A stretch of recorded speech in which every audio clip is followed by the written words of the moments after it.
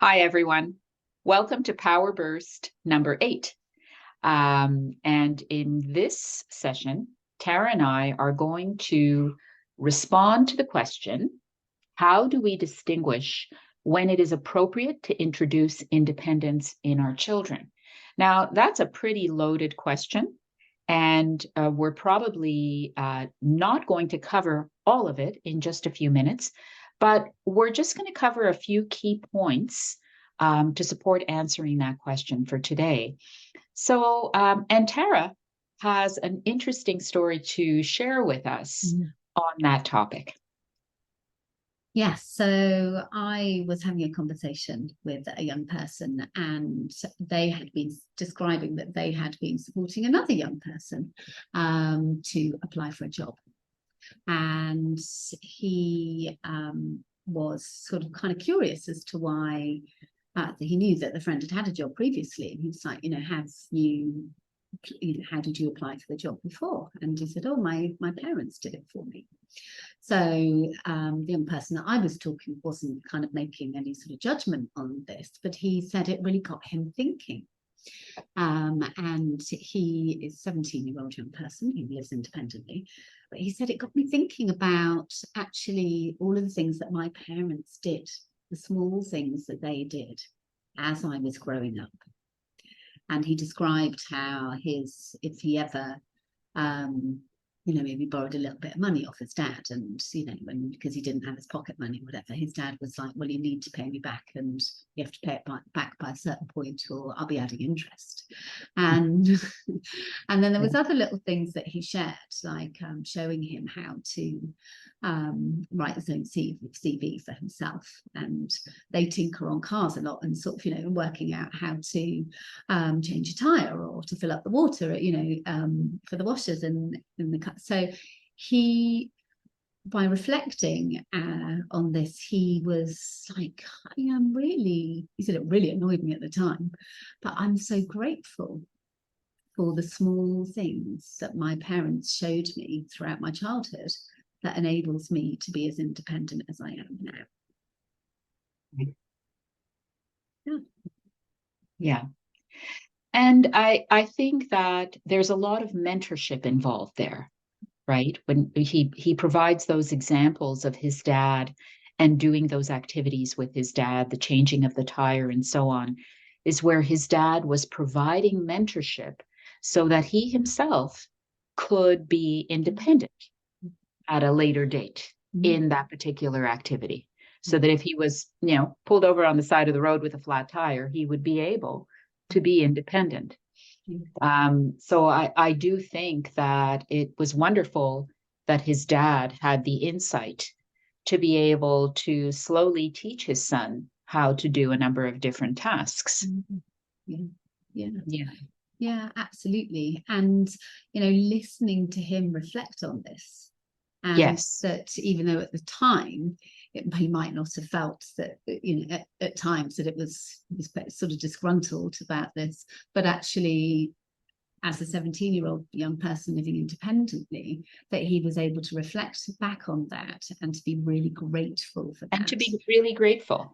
Yeah, and to be really grateful, because I think at the end of the day, young people are able to be entirely independent about some things, right? And depending on who they are also, depending on their personality characteristics and so on, some are more independent than others.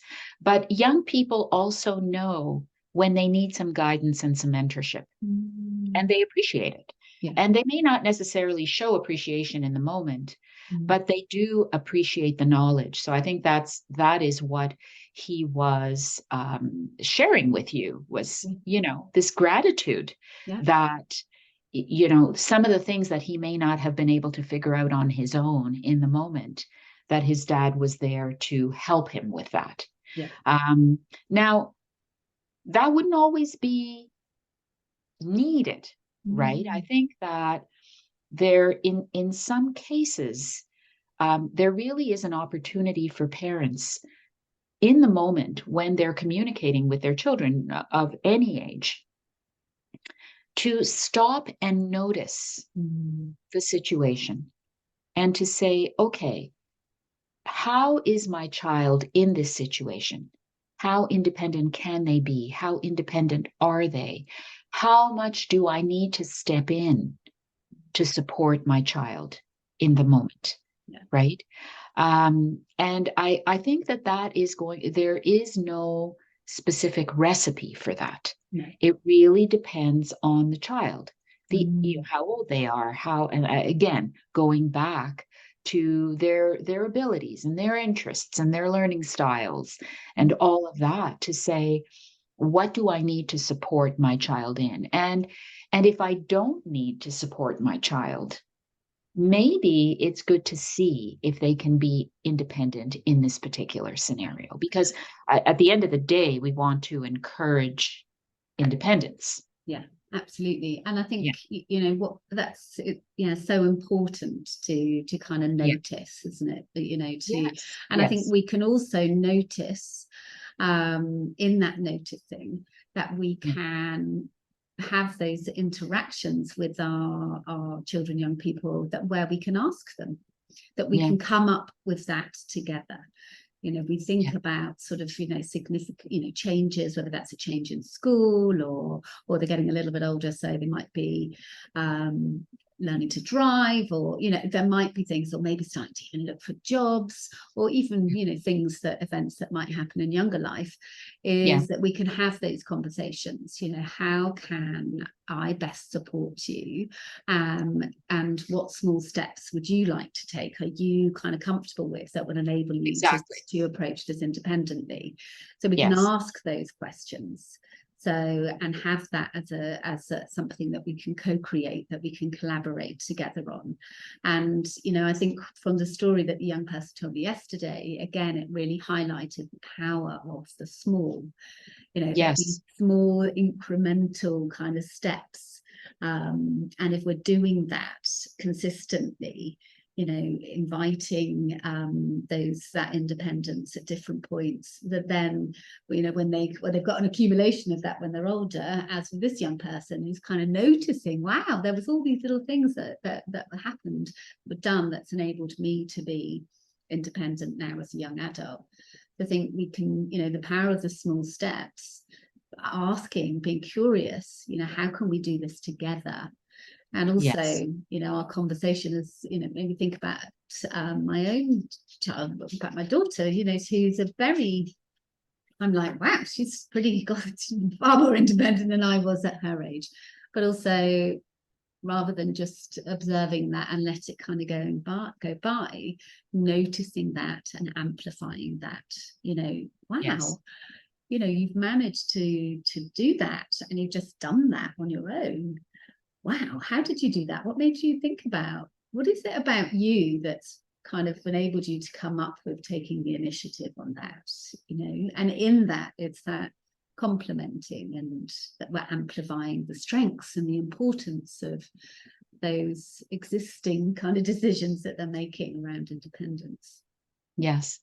And those moments allow your daughter to realize her strengths and her abilities to be independent, and to celebrate that independence, because we need to be able to notice what it is that we're doing to achieve, and to know that we are achieving beings. Right. So I loved when you used the word co-creation, that we can have these conversations with our children, and we can co-create scenarios that work for them. And we can co-create them by asking them to essentially play a role in how they would like to move towards independence. What is it that they would like to achieve? What is that small step that they would like to take? So the thing is that in parenting, sometimes we want to rescue our children, right?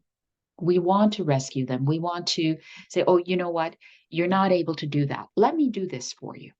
Let me make it easier for you, right? But easier doesn't necessarily mean better.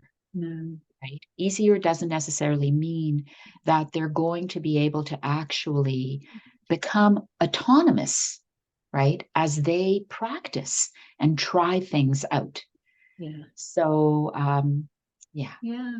Yeah. Oh, so many things. Yeah, that you said there. And I do think, as you highlighted, that interactive co-creation, that conversation Yes.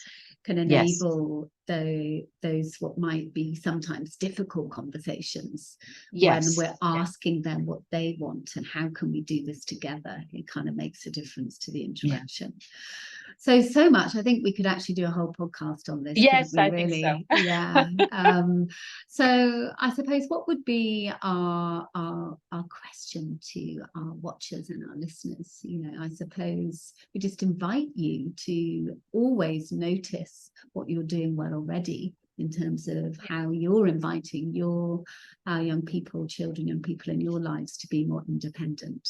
And what would you add to that, Vicky, for our viewers? I would add to the noticing, I would say to notice in the moment, right? Because each of our children are different, and they're going to respond differently to different situations. So for us to have the presence of mind as parents to stop in the moment and to notice how is it that I can support independence in my child, and to what extent do I have to help my child?